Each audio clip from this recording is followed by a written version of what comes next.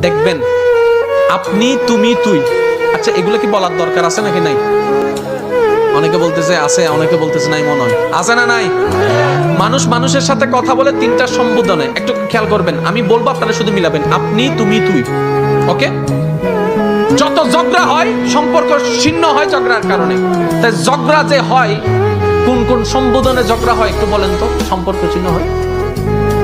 সবচেয়ে মারাত্মক হচ্ছে তারপরে তুমি। আপনি বলা সম্পর্ক ছিন্ন হইতে দেখান তো।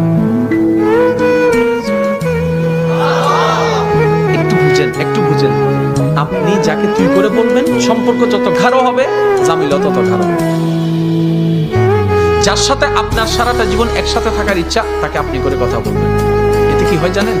যে সমস্ত ছোট্টখাটো বিষয় আপনার মেজাজ ধরাই ফেলবে, ওই আপনি শব্দটার কারণে ওই ঝগড়াটা করতে ইচ্ছে করবেন। এনি হাও আমাদেরকে সুখে থাকতে হবে, সেজন্য সুখে থাকার রাস্তাটা বের করে আনতে হবে। আল্লাহ সবাইকে বুঝার তৌফিক দান করুন।